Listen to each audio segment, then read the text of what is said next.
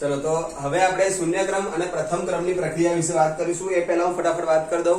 આપણે જેમ રાસાયણિક ગતિકીયની અંદર મીન્સ આપણે જે નિપજ મળે છે, નિપજ મેળવવા માટે જે રાસાયણિક પ્રક્રિયકો ભેગા થઈને જે નિપજ આપશે એના માટેની જે ચર્ચા કરી રહ્યા હતા એની અંદર સૌપ્રથમ પહેલું આપણે એનો વેગ નક્કી કરવો, સરેરાશ વેગ।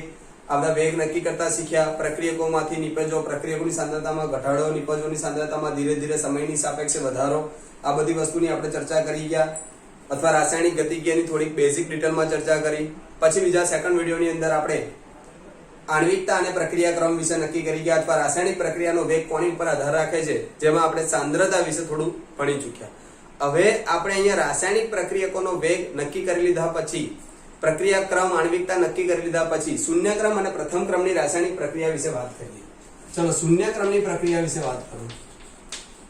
શૂન્ય ક્રમની પ્રક્રિયા तो याद करो क्रमનો મતલબ શું કીધો તો પ્રક્રિયા ક્રમ કઈ રીતે નક્કી કરી શકાય એનો મતલબ મેં તમને સમજાવ્યો તો માનો કે પ્રક્રિયા ક્રમ હોય એટલે કે વેગ k r/0 પ્રક્રિયકોની સાંદ્રતા અથવા પ્રક્રિયકોની સાંદ્રતા જે લખ્યા પછી એના પાવરમાં એના રેસ્ટુ જે આવતું હોય એ બધું 0 થતું હોય તો આપણે શૂન્ય ક્રમની પ્રક્રિયા કહી શકીએ। અથવા આપણે કઈ રીતે નક્કી કરીશું, ધારો કે a + b પ્રક્રિયકો ભેગા થઈ અને c નિપજ આપે છે તો આ પ્રક્રિયાનો વેગ a/x અને b/y હું અહીંયા કે બરાબર। તો x + y એ તમને આપેલ રાસાયણિક પ્રક્રિયાનો પ્રક્રિયા ક્રમ નક્કી કરે છે। અથવા આપણે આગળ બીજા કોઈ સમીકરણ માટે સમજીએ તો કે k × NO1 અને O2 તો આ દ્વિતીય ક્રમની પ્રક્રિયા થાય એવું આપણે નક્કી કરી શકીએ। ક્લિયર? હવે જો અહીંયા હું a + b ની જગ્યાએ હું આ પ્રક્રિયકો છે એટલે કે રિએક્ટન્ટ છે એટલે મને હું R કહી દઉં અને પ્રોડક્ટ C એટલે હું P કહી દઉં। તો આવી જો કોઈ રાસાયણિક પ્રક્રિયા હોય અને તમને એમાં એવું કહેવામાં આવે કે શૂન્ય ક્રમની પ્રક્રિયા, અહીંયા આપણે જો દ્વિતીય ક્રમની પ્રક્રિયા અથવા અહીંયા શૂન્ય ક્રમની પ્રક્રિયા કહેવામાં આવે એનો મતલબ આ NO અને O2 ને હું R કહી શકું, રિએક્ટન્ટ કહી શકું। આ પ્રક્રિયકો A અને B ને હું R કહી શકું કે ના કહી શકું? એનો મતલબ કે R વેગ k × r ની કેટલી ઘાત આવશે? 0 ઘાત। જો આવું હોય તો જ મને શૂન્ય ક્રમની રાસાયણિક પ્રક્રિયા કહેવામાં આવે છે। ચલો ખબર પડી? તો આટલી વસ્તુ ક્લિયર થઈ ગઈ પહેલા બધાને, કેમ કે વિદ્યાર્થી મિત્રોને આ વસ્તુ ખબર નહીં હોતી, ડાયરેક્ટ પછી નહીં મેર આવતો। ચલો ફટાફટ શૂન્ય ક્રમની પ્રક્રિયા જોઈએ। તો શૂન્ય ક્રમની પ્રક્રિયા માનો કે કોઈ રાસાયણિક પ્રક્રિયા છે જેની અંદર r માંથી p રિએક્ટન્ટ ટુ પ્રોડક્ટ કહેવાનો મતલબ પ્રક્રિયકોમાંથી નિપજો મળે છે, જેનો રાસાયણિક પ્રક્રિયાનો વેગ k × r/0 જે દર્શાવે છે સમીકરણ 1 કે રાસાયણિક પ્રક્રિયાનો પ્રક્રિયા ક્રમ એ શૂન્ય ક્રમ છે। ચલો ક્લિયર? ઓકે। નેક્સ્ટ હવે આના પછી વેગ એટલે કઈ રીતે નક્કી કરી શકાય તો કે સાંદ્રતા જે બદલાય છે, પ્રક્રિયકોની સાંદ્રતા સમયની સાપેક્ષે જે બદલાય છે એને આપણે વેગ કહીએ છીએ।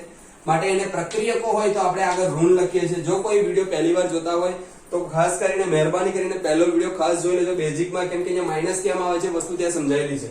તો dr/dt સંકલિત વેગનો નિયમ, અહીંયા આપણે શું સમજાવે છે કે સાંદ્રતાનો ફેરફાર કોની સાપેક્ષે?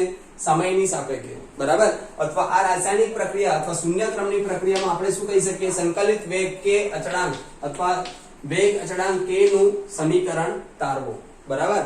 અહીંયા આપણે આ રાસાયણિક પ્રક્રિયા શૂન્ય ક્રમની પ્રક્રિયાને ઘણી બધી રીતે નક્કી કરી શકીએ। તમને ડાયરેક્ટ એવું પણ કહેવામાં આવે કે રાસાયણિક પ્રક્રિયા માટે શૂન્ય ક્રમની પ્રક્રિયા સમજાવો, અથવા એવું પણ કહેવામાં આવે કે શૂન્ય ક્રમની પ્રક્રિયા માટે વેગ અચળાંક k નું સમીકરણ તારવું, બરાબર।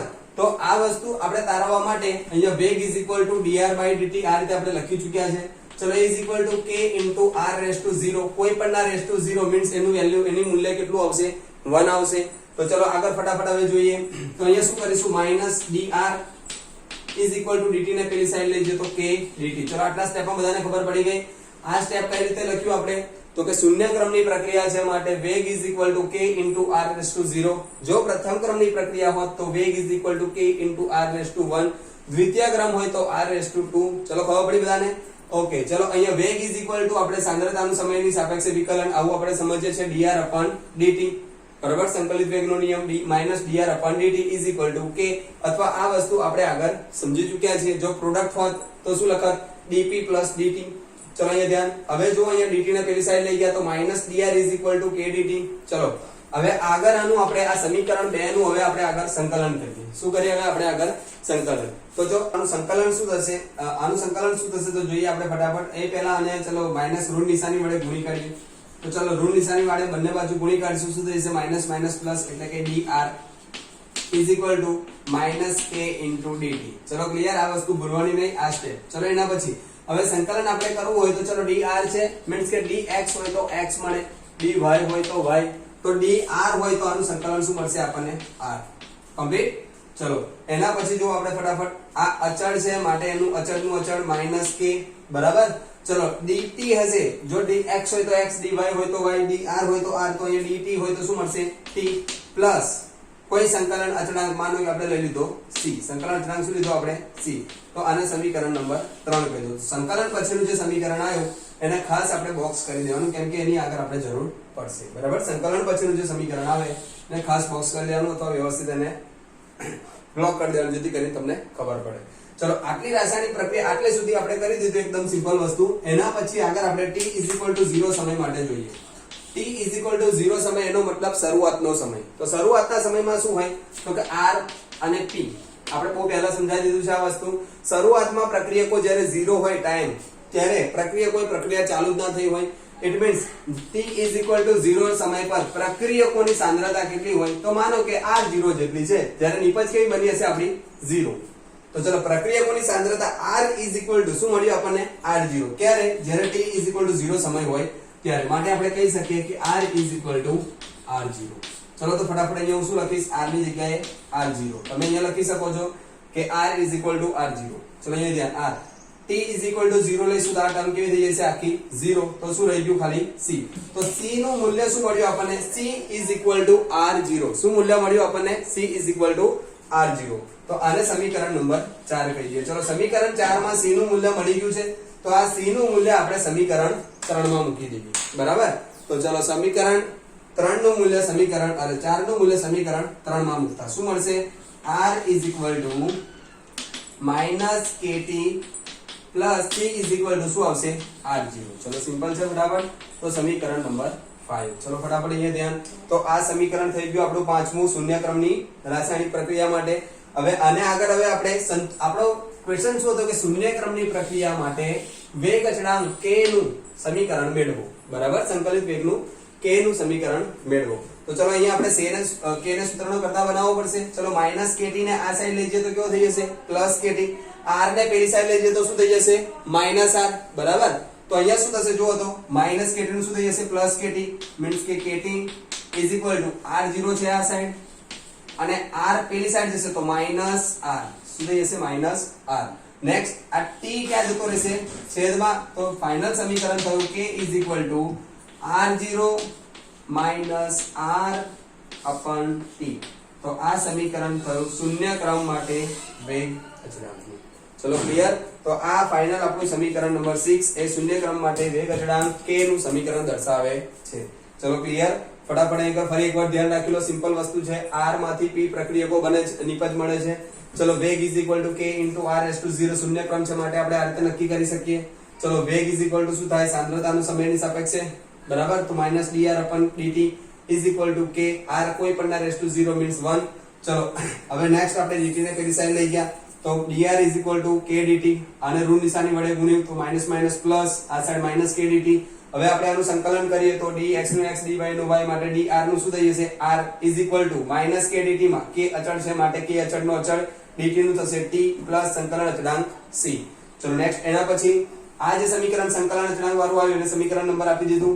નેક્સ્ટ હવે t 0 ટાઈમ પર આપણે જોઈએ તો r નું મૂલ્ય કેટલું મળશે? r0 શરૂઆતનો જે પ્રક્રિયકો હશે અને t 0 મીન્સ હવે c ડાયરેક્ટ રહ્યું તો c r0 આપણે આની અંદર મૂકી દઈએ તો સમીકરણ શું મળ્યું? r -kt r0. ચલો નેક્સ્ટ ફટાફટ આની અંદર આપણે k ને સૂત્રનો કરતા બનાવવો છે માટે -kt ના સાઇન જે +kt, પછી k ને સૂત્રનો કરતા બનાવવું t જતો રહેશે છેદમાં. તો આ થયું શૂન્ય ક્રમની પ્રક્રિયા માટે k બરાબર અચળાંકનું સૂત્ર. ચલો એના પછી હવે આપણે શૂન્ય ક્રમની રાસાયણિક પ્રક્રિયા k ના મૂલ્ય પરથી એનો અર્ધાયુષ્ય સમયની ગણતરી કરીએ. ચલો અર્ધાયુષ્ય સમય તમારે ગણતરી કરવી હોય તો કઈ રીતે થાય? ચલો ફટાફટ જુઓ. આ ફટાફટ સ્ક્રીનશોટ લઈ લો અથવા લખી લો ફટાફટ. ચલો ધ્યાન અહીંયા k આપણને સૂત્ર મળી ચૂક્યું છે બરાબર શૂન્ય ક્રમના વેગ અચળાંક માટે k નું મૂલ્ય આપણને મળી ગયું છે હવે આ મૂલ્ય પરથી આપણે અર્ધ આયુષ્ય સમયની તારવણી કરીએ પહેલું સમજી લઈએ ચલો r માંથી t પ્રક્રિયકો t 0 સમય પર માનો કે r ની સાંદ્રતા કેટલી હતી તો કે r0 એમાંથી પ્રક્રિયકો એ ટાઈમ પર નિપજ આપણને કેવી મળી હશે 0 હવે માનો કે t હાફ લાઈફ ટાઈમ કહેવાનો મતલબ અર્ધ આયુષ્ય સમય અડધી પ્રક્રિયા થઈ ગઈ હશે ત્યારે પ્રક્રિયકો આપણા કેટલા હશે તો કે આ જે પ્રક્રિયકો શરૂઆતમાં r0 હતા અથવા કંઈ પણ હશે ધારો કે 10 માનો કે આપણે સમજવાનું છે 10 સાંદ્રતા હતી તો અડધા સમય પછી કેટલી થઈ હશે તો કે 5 એટલે 10 ભાગ્યા 2 ખબર પડી તો રાસાયણિક પ્રક્રિયકોની સાંદ્રતા t 0 ટાઈમ પર કેટલી હતી r0 તો અડધા સમય પછી કેટલી થઈ હશે તો કે r0 ડિવાઇડેડ બાય 2 ચલો ક્લિયર તો અહીંયા r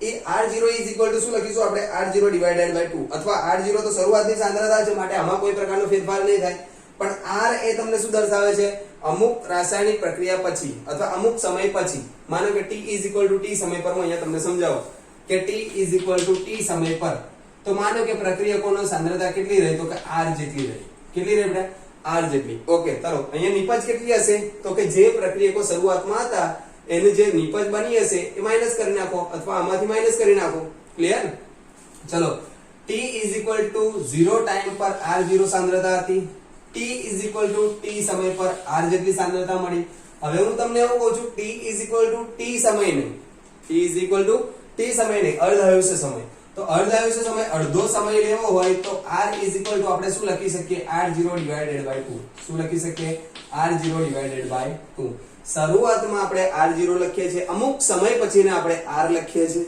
અમુક સમય પછીને આપણે r લખીએ છીએ એ અમુક સમય પછીનો r તો અમુક સમય મીન્સ આપણે અડધા સમય પછી કેટલું હશે તો કે શરૂઆતમાં હતું r0 એના કરતા અડધું એટલે r0 ડિવાઇડેડ બાય 2 આ સ્ટેપને સમજવું ખૂબ અગત્યનું છે ચલો ક્લિયર આ વસ્તુ ચલો જેને ના ફાવે ફટાફટ આ લખીને સમજી લેજો ચલો નેક્સ્ટ ફટાફટ અહીંયા ધ્યાન તો અહીંયા k સમીકરણ હતું અચળાંક આપણું k r0 જે શરૂઆતની સાંદ્રતા છે ધ્યાન રાખજો અહીંયા કોઈ r0 ડિવાઇડેડ બાય 2 કરવાની જરૂર નથી r0 શું દર્શાવે છે તો કે r0 એટલે કે શરૂઆતની સાંદ્રતામાં કોઈ પણ પ્રકારનો ફેરફાર નહીં હોય માઈનસ r એટલે શું અમુક સમય પછી કયો સમય એ ખબર નહીં જો t t સમય તો કે r સાંદ્રતા t અડધો સમય તો કેટલો હોય તો કે r 1/2 અથવા આપણે r0 જે શરૂઆતમાં હતું એના કરતા અડધું એટલે r0 ડિવાઇડેડ બાય 2 ચલો clear next divided by t તો t કેટલો છે સમય કેટલો છે તો કે અર્ધ આયુષ્ય સમય અડધો સમય મીન્સ t 1/2 ચલો ક્લિયર બધાનું ધ્યાન અહીંયા ચલો હવે નેક્સ્ટ ફટાફટ આગળ જોવો આપણે t 1/2 આપણે અર્ધ આયુષ્ય સમય જોતો હોય તો એને સૂત્રનો કરતા બનાવો તો t 1/2 r0 માઈનસ r0 ચલો અહીંયા જોઈ લો r0 અહીંયા શું છે આપણે r0 minus r0 divided by 2 તો માનો r0 આપણે કોમન કાઢી લઈએ r0 ક્લિયર બધાને તો આ ડિવાઇડેડ બાય 2 છે ક્યાં જતું રહેશે છેદમાં તો શું આવી જશે 2 છેદમાં અને k પણ તમારો ક્યાં આવશે અહીંયા આ સાઈડ તો 2k ચલો અહીંયા આ સ્ટેપ માં ખબર ના પડી ફટાફટ જોઈ લો r0 minus r0 divided by 2 r0 અહીંયા આગળ લઈ લીધું આપણે કોમન તો રહ્યું શું 1/2 છે છેદનો છેદ ક્યાં જતો રહેશે છેદમાં એટલે 2 નીચે આવી જશે અને આ k છે આ સાઈડ આવશે એટલે r0 ડિવાઇડેડ બાય 2k ચલો ક્લિયર તો અર્ધ આયુષ્ય સમય આપણને શું મળ્યો શૂન્ય ક્રમની રાસાયણિક પ્રક્રિયા માટે અર્ધ આયુષ્ય સમય જે આપણને મળ્યો છે એ અર્ધ આયુષ્ય સમયનું મૂલ્ય છે t1/2 r0 divided by 2k તમને આના પરથી આના દાખલા પણ પૂછાઈ શકે કઈ રીતે તો કે આપેલ રાસાયણિક પ્રક્રિયા શૂન્ય ક્રમની છે જેની શરૂઆતની સાંદ્રતા આટલી છે જેનો વેગ અચળાંક આટલો છે તો તમે એનો અર્ધ આયુષ્ય સમય નક્કી કરો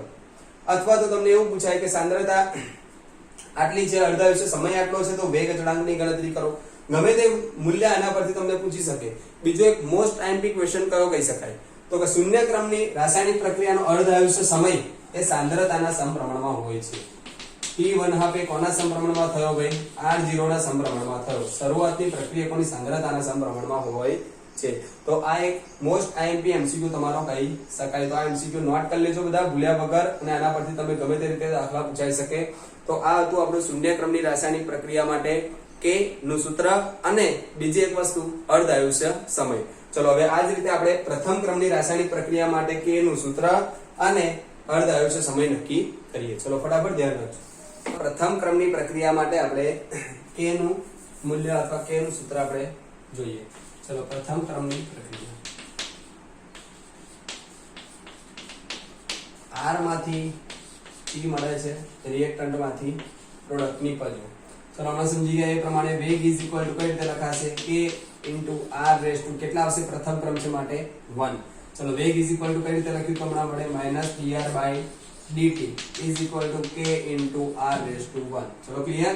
હવે અહીંયા ઋણ નિશાની વડે ગુણી કાઢીશું તો અહીંયા માઇનસ માઇનસ પ્લસ ને આ સાઈડ માઇનસ આવી જશે dt ને પેલી સાઈડ લઈ જઈએ તો શું થઈ જશે જો dr અહીંયા લખી દેજો ઋણ નિશાની વડે ગુણતા અથવા પદોની ગોઠવણી કરતા તો અહીંયા r જે છે એ r ને હું ક્યાં લઈ જઉં છું dr ની નીચે અને dt ને આ સાઈડ તો k dt r કઈ સાઈડ આવી ગયા આ સાઈડ r. ચલો ક્લિયર. આ સમીકરણનું હવે આપણે આગળ સંકલન કરીએ તો થોડું ફટાફટ જવા દઉં છું કેમ કે આગળ સમજાઈ ગયા છે એની જ વસ્તુ છે. ચલો ક્લિયર અહીં સુધી. ફરી એકવાર વેગ is equal to k into r લખતા હતા. r એટલે પ્રક્રિયકો જે હોઈ શકે a પ્લસ b no 0 જે હોય એ બધું લખી દેવાનું. એનો ક્રમ શું પ્રથમ ક્રમ આપ્યો છે માટે રેસ ટુ 1 જો દ્વિતીય ક્રમ આપ્યો તો રેસ ટુ 2 હમણાં સમજાવ્યું એ પ્રમાણે. વેગ એટલે માઇનસ dr upon dt પ્રક્રિયકો છે માટે માઇનસ છે એ વસ્તુ કેમ માઇનસ આવે છે મેં સમજાવ્યું છે આગળ. ચલો અહીંયા ફટાફટ ધ્યાન dr upon r r આ સાઈડ લઈ દીધું dt પેલી સાઈડ. હવે આપેલ સમીકરણ 1 નું સંકલન કરતા તમારે આ બધી વસ્તુ લખી દેવાની. શું કરતા ભાઈ સંકલન કરતા. સંકલન કરતા શું થશે અહીં ધ્યાન જો dx upon x આમાં આપણે ખબર છે કે dx હતું તો આપણને x મળ્યું પણ માનો કે dx by x હોય તો આપણે ln x લખીએ. શું લખીએ ln x અથવા dy upon y હોય તો આપણે શું લખીશું ln y. તો એવી જ રીતે અહીંયા dr upon r હોય તો શું લખીશું આપણે ln r. શું લખીશું ln r. ફટાફટ જોઈ લો dx upon x ln x dy upon y ln y dr upon r તો ln r. ચલો નેક્સ્ટ એ જ રીતે ફટાફટ જોઈ લો માઈનસ k dt નું આગળ કઈ રીતે થશે તો k અચળ છે માટે k અહીંયા ધ્યાન રાખજો આપણે ઋણ નિશાની વડે ગુણ્યા તો માઈનસ માઈનસ પ્લસ થઈ ગયું પણ આ સાઈડ માઈનસ નિશાની મૂકવાની રહી ગઈ માટે આ ખાસ ધ્યાન રાખવાનું. તો આ સાઈડ શું આવશે માઈનસ. ચલો માઈનસ નું માઈનસ k અચળ છે મીન્સ એ k ઇન્ટુ dt નું શું થશે આપણે t હમણાં આગળ જોઈ ગયા એ પ્રમાણે બરાબર. કોઈ અચળાંક લખી દઈએ c સમીકરણ નંબર 2. આ જે આપણું સંકલન પછીનું સમીકરણ મળે એને ખાસ સમીકરણ નંબર આપી દેવાનું અને એને બોક્સ કરી દેવાનું. આના પરથી જ આગળની કહાની આપણે ભણીશું. ચલો ફટાફટ આટલું પતી ગયા પછી પહેલા ઋણ નિશાની વડે ગુણ્યું જે સમીકરણ હતું એને એના પછી સંકલન લીધું એના પછી હવે t 0 સમય જોઈએ. ચલો t 0 સમય હમણાં જ આપણે જોઈ ગયા કે r ની સાંદ્રતા શરૂઆતની સાંદ્રતા કેવી થઈ જાય r0 જેટલી હશે તો માનો કે ln r0 - k * t માં t 0 લેશો એટલે આ પદ નીકળી જશે તો c મળશે તો c ln r0. તો સિમ્પલ જે c નું મૂલ્ય મળ્યું એ c નું મૂલ્ય આપણે મૂકી લઈએ જે સંકલન કર્યું તે સમીકરણમાં એટલે સમીકરણ 3 નું મૂલ્ય સમીકરણ 2 માં મૂકતા. સિમ્પલ સ્ટેપ છે. પહેલા જે વેગ અચળાંક લખતા હતા એ લખી દીધું ઋણ નિશાની વડે ગુણ્યું સંકલન કર્યું t 0 સમયના સમીકરણ પરથી c મળ્યું એને આપણે ઉપરના સમીકરણમાં મૂકીએ તો શું મળશે ln r -kt ln r0. ચલો અહીં કરી દે. જ્યારે તમે શૂન્ય ક્રમની પ્રક્રિયા લીધી તો r 0 મીન્સ નીકળી ગયું તો dr -k dt હતું એના પરથી તમને શું મળ્યું c ખાલી r0 મળતું હતું ત્યારે તમે અહીંયા r0 મૂક્યું પણ અહીંયા dr upon r છે માટે ln r આવે છે. ચલો ફટાફટ એ કરી ધ્યાન ln r0 લખી દીધું મેં અહીંયા. નેક્સ્ટ ફટાફટ ધ્યાન બધાનું આ સમીકરણમાં આપણે k ને શું બનાવીશું આપણે સૂત્રનો કરતા તો k dt ના સાઈડ લઈ દઈએ માટે kt ના સાઈડ લઈ દીધું ln r0 છે આપણી જોડે માઈનસ ln r કઈ જાય તો રહેશે પેલું સાઈડ મીન્સ ln r. ચલો નેક્સ્ટ હવે k ને સૂત્રનો કરતા બનાવો તો t ક્યાં જતું રહેશે છેદમાં તો = 1 t લખીને પણ લખી શકીએ ln r0 ln r. ચલો કમ્પ્લીટ. હવે અહીંયા ખાસ ધ્યાન રાખજો આ જે સમીકરણ છે આ સમીકરણને બીજી કઈ રીતે લખી શકીએ તો કે k ln r0 ln r divided by t. પેલામાં શું મળતું હતું આપણને r0 r divided by t અહીંયા ln r0 ln r divided by t. Clear બધાને. તો આ થયું સંકલિત વેગનું સમીકરણ. વેગ અચળાંક k નું મૂલ્ય અથવા k નું સૂત્ર કયા ક્રમ માટે પ્રથમ ક્રમ માટે k નું સૂત્ર આવી રીતે લખી શકાય. હવે ln r0 ln r ને બીજી કઈ રીતે લખી શકાય ચલો ફટાફટ આનો સ્ક્રીનશોટ લઈ લો અથવા આ વસ્તુને વ્યવસ્થિત રીતે લખી દો તમારી નોટની અંદર જેથી કરીને તમે આને ભૂલી શકો નહીં. ચલો ફટાફટ નેક્સ્ટ જો આને બીજી કઈ રીતે લખી શકાય તો અહીંયા બીજી અને કઈ રીતે લખાય ફટાફટ હું સમજાવી દઉં તમને કે આ k નો k = 1/t તો 1/t ln r0 ln r અને હું કઈ રીતે લખી શકું ln r0 divided by r આ રીતે બી લખી શકું. આનું સાદુરૂપ આપીશ તો ln r0 નું ln r0 છેદમાં છે ઉપર જશે તો માઈનસ એટલે ln r. ચલો ક્લિયર? તો આ પદને આપણે આ રીતે પણ લખી શકીએ. તો આ જે સમીકરણ હતું સમીકરણ નંબર આને હું આગળ કહી દઉં કે 4, આને પણ સમીકરણ નંબર 4 અથવા તો કરીને તો સમીકરણ 4 એ તમને k નું સૂત્ર અથવા વેગ અચળાંકનું મૂલ્ય દર્શાવે છે. ચલો ક્લિયર? નેક્સ્ટ હવે આના પછી આપણે હજી શું કરીશું આના પછી આગળ તો t 0 સમયનું સમીકરણ લખાઈ ગયા પછી તો ચલો આ જ રીતે હવે આપણે t t1 સમય માટે સમીકરણ લખવા જઈએ તો કઈ રીતે લખાય? તો પહેલું ધ્યાન રાખવાનું કયું સમીકરણને t t1 સમય લખવાનું છે. તો t1 સમય વાળું સમીકરણ આ આપણે લેવાનું છે જે આપણે કયું ધ્યાનમાં લેવાનું કે જેની અંદર આપણે અચળાંક c ની મૂલ્ય મૂકી દીધું છે એ સમીકરણ જે મળ્યું આ સમીકરણ ખાસ ધ્યાન રાખજો. જો આ સમીકરણ લેવાનું ભૂલી જશો તમે ખોટા પડી જશો. ક્લિયર? ચલો તો ln r -kt ln r0 આ જે સમીકરણ છે આ સમીકરણમાં t t1 સમય લખવું હોય તો કઈ રીતે લખાય? તો માનો કે ln r સાંદ્રતા છે એને આપણે શું લખી શકીએ કે t1 સમયે કેટલી હશે તો કે ln r1 જેટલી. ચલો -k અચળ છે તો અચળ જ રહેશે, t તો t1 સમય હશે. ચલો માઈનસ શું છે અરે સોરી પ્લસ ln r0. હવે અહીંયા ઘણા લોકો શું કરે કે r0 ને r1 કરી દે. નહીં, શરૂઆતની સાંદ્રતા r0 છે. શરૂઆતની સાંદ્રતામાં ભાઈ શું ફેરફાર થાય? કશું નહીં, શરૂઆતની સાંદ્રતા એની જ હોય r0 તો r0 પછી જે બદલાય એ ખરું માટે લખવાનું r0 પછી બદલાઈને કેટલી થઈ તો કે 1 જેટલી તો કે r1. ક્લિયર? તો આ સમીકરણ નંબર આગળ આપણને મળ્યું 5. ચલો નેક્સ્ટ એના પછી આ જ સમીકરણને આપણે ફરીવાર લખીએ t t2 સમય માટે. તો t t2 સમય માટે ln r1 કેટલું કહેવાશે આપણા માટે ln r2. ક્લિયર? -kt1 ને શું લખાશે -kt2 પ્લસ ln r0 નું ln r0 સમીકરણ નંબર 6. ચલો ક્લિયર બધાને? ચલો અહીંયા ધ્યાન રાખો સિમ્પલ વસ્તુ 5 અને 6 ક્યાંથી લાયા? આ સમીકરણ બધા તારવતા અહીંયા આગળ પતી ગયું. પછી અહીંયાથી બધા જ વિદ્યાર્થી મિત્રોને મોટા ભાગના અહીંયાથી પ્રોબ્લેમ થશે કે હારું સર આ સમીકરણ ક્યાંથી આવે છે? તો આ જે સમીકરણ છે એ સમીકરણમાં t1 સમય અને t2 સમય બે સમીકરણ લખો. પછી સિમ્પલ સ્ટેપ છે જો ફટાફટ. તો સમીકરણ નંબર ઓકે ચલો તો આના પછી નેક્સ્ટ સ્ટેપ કઈ રીતે કરી શકાય? તો જો 5 માંથી 6 માઈનસ કરતા અથવા શરૂઆતની સાંદ્રતામાંથી એના પછીની સાંદ્રતા માઈનસ કરતા તો કે r1 માંથી r2 માઈનસ કરતા તો 5 માંથી 6 માઈનસ કરતા જો ફટાફટ અહીંયા ધ્યાન. તો અહીંયા શું થશે જુઓ તો ln r1 minus ln r2 is equal two શું છે -kt1 માઈનસ શું માઈનસ કરવાનું છે તો કે -kt2. અહીંયા કોઈ આડું અવરું લખવાનું નહીં, અહીંયા ધ્યાન રાખો ફટાફટ. -kt1 નું -kt1 માઈનસ કરવાનું છે શું -kt2. ચલો ક્લિયર? હવે આની આગળ કરીશું ln r0 ln r0 બંને નીકળી જશે. ફરી એકવાર કહી દઉં છું ln r0 ln r0 it means 0. ચલો તો અહીંયા ધ્યાન આને આગળ કઈ રીતે લખી શકાય r1 ને r2 ને તો ln r1 r2 આ રીતે લખી શકાય ઇઝ ઇક્વલ ટુ k. જો અહીંયા શું થશે આગળ -kt1 kt2 આવું લખાશે. તો ચલો k ને આપણે કોમન કાઢી લઈશું સામાન્ય. તો k ઇઝ ઇક્વલ ટુ શું આવશે ઇન બ્રેકેટ જુઓ તો કે t2 પ્લસ છે અને t1 માઈનસ છે માટે પ્લસ મેં પહેલા લખ્યું t2 t1. ચલો ક્લિયર બધાને? તો આ સમીકરણને આગળ કઈ રીતે લખાય જુઓ તો બધા. આમાં k ને સૂત્રનો કરતા બનાવવાનું છે આપણે. તો શું કરીશું k t2 t1 ને આ સાઈડ મોકલી દઈએ તો 1/t2 t1 શું છે આપણી જોડે ln r1 ln r2 ln r1 r2.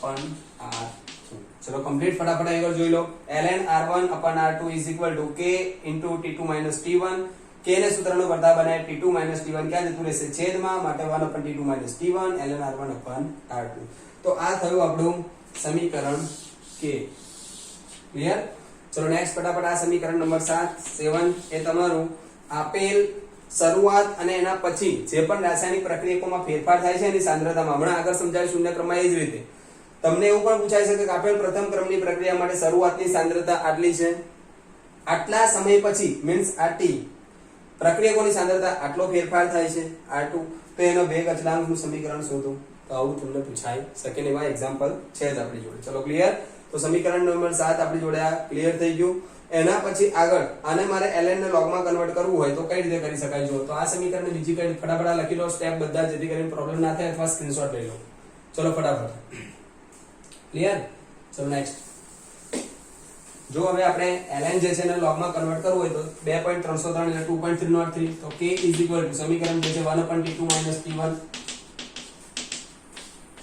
શું છે ln log માં કન્વર્ટ કરીએ તો કેટલા વડે મલ્ટીપ્લાય કરવાનો 2.303 log r1/r2 ચલો કમ્પ્લીટ તો આ સમીકરણ થઈ ગયું તમારું પ્રથમ ક્રમ માટે ln અને log બંનેમાં ચલો કમ્પ્લીટ પ્રથમ ક્રમ માટે આવું સંકલિત વેગનું સમીકરણ આ રીતે તમે તારવી શકો ધ્યાન રાખજો એકદમ સિમ્પલ છે ના ખબર પડે તો ફરી એકવાર જોઈ લો છતાં પણ ના ખબર પડે તો મને જણાવો ચલો ફટાફટ હવે અર્ધ આયુષ્ય સમય શોધીએ તો અર્ધ આયુષ્ય સમય માટે શું કરીશું જેમ હમણાં સમજાવ્યું એમ અર્ધ આયુષ્ય સમય માટે k કહેવાય ચલો એના પછી 2.303 રહેશે t2 - t1 કેટલો સમય તો કે અડધો સમય માટે t1 હાફ t2 - t1 કરવાની જરૂર નહીં પડે t2 - t1 સોરી અહીંયા ધ્યાન રાખજો t1 હાફ સમય છે મીન્સ t1 હાફ ચલો log r1 એટલે શરૂઆતની સાંદ્રતા r1 એટલે શરૂઆતની સાંદ્રતા તો એને હું લખીશ r1 શરૂઆતની સાંદ્રતામાં કોઈ ફેરફાર નહીં r2 એટલે એના પછીની તો એના પછીની એટલે કે કેટલી તો કે અડધા સમય પછી તો અડધા સમય પછી કેટલી થાય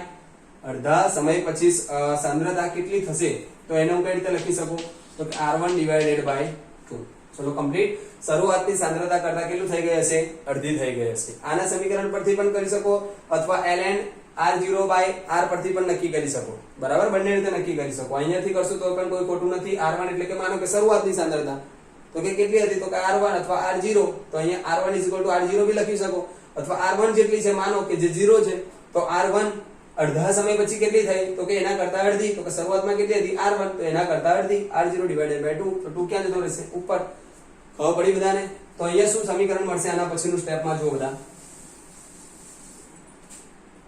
k = 2.303 t1 હાફ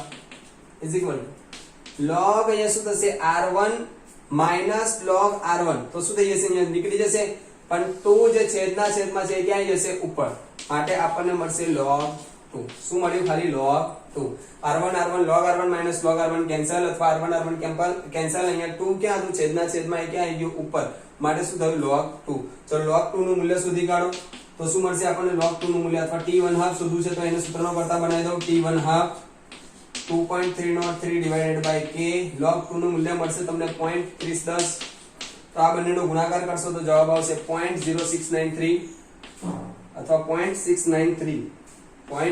0.693 / k તો અહીંયા આપણો t1 હાફ શું મળ્યું આપણને અર્ધ આયુષ્ય સમય 0.693 / k આ શાના માટે અર્ધ આયુષ્ય સમય મળ્યો પ્રથમ ક્રમની પ્રક્રિયા માટે તો શૂન્ય ક્રમની અર્ધ આયુષ્ય સમય અને પ્રથમ ક્રમના અર્ધ આયુષ્ય સમય પરથી તમને MCQ ખાસ પૂછાઈ શકે જ્યારે આપણે શૂન્ય ક્રમનો પ્રથમ અર્ધ આયુષ્ય સમય શોધ્યો ત્યારે આપણને શું મળ્યું હતું તો કે t1 હાફ r0 / 2 જે દર્શાવે છે કે પ્રક્રિયકોની સાંદ્રતાના સમપ્રમાણમાં છે જ્યારે અહીંયા પ્રક્રિયકોની સાંદ્રતા પર આધારિત હોતું નથી ખાસ ધ્યાન રાખજો પ્રથમ ક્રમની પ્રક્રિયાનો અર્ધ આયુષ્ય સમય એ પ્રક્રિયકોની સાંદ્રતાના સમપ્રમાણમાં હોતું નથી ક્લિયર ચલો અથવા વેગ અચળાંકના સમપ્રમાણમાં છે અહીંયા શું કહી શકો તમે એના r0 એટલે કે શરૂઆતની સાંદ્રતાના સમપ્રમાણમાં તો આ થયું શૂન્ય ક્રમ અને પ્રથમ ક્રમની રાસાયણિક પ્રક્રિયા માટે k અને તેના અર્ધ આયુષ્ય માટેના સમીકરણો આ ખાસ ધ્યાન રાખજો સમીકરણો પરથી જો તમને આ બંનેમાંથી કોઈ થિયરી નથી પૂછાતી બોર્ડમાં તો એના પરથી 100% તમને દાખલો પૂછાઈ શકે બરાબર અથવા એના પછી પ્રક્રિયકોને અસર કરતા પરિબળો છે એમાંથી કોઈ પણ થિયરી પૂછાઈ શકે પણ આ થિયરીઓને તમે મોસ્ટ ટાઈમ એવું કહી શકો ક્લિયર બધાને ચલો હવે આપણે નેક્સ્ટ એના પછીના વિડિયોની અંદર k ના અચળાંકના જે એના એકમો છે k ના એના પરથી કયા એકમો કઈ રીતે નક્કી કરી શકાય એ એકમોની ચર્ચા કરીશું અને પ્રક્રિયકોને વેગ પર પ્રક્રિયા રાસાયણિક પ્રક્રિયાના વેગ પર આધારિત પરિબળોની ચર્ચા કરીશું એ આપણો લાસ્ટ ટોપિક રહેશે એના પછી આપણા યુનિટ નંબર 4 કમ્પ્લીટ થશે એના પછી થોડા દાખલા રહેશે કમ્પ્લીટ જો તમે આ વિડિયો જેમ દર વખત કહું છું એ પ્રમાણે પહેલી વાર જોતા હોય તો લાઈક શેર અને સબસ્ક્રાઇબ કરવાનું ભૂલતા નહીં બીજી વખત જોતા હોય તો શેર કરવાનું ભૂલતા નહીં બરાબર જો વિડિયો ગમ્યો હોય તો લાઈક કરજો અને ના ખબર પડી હોય તો કોમેન્ટ કરજો અથવા તમે મને પર્સનલી કોન્ટેક્ટ કરીને પૂછી શકો છો કે ચલો જય હિન્દ જય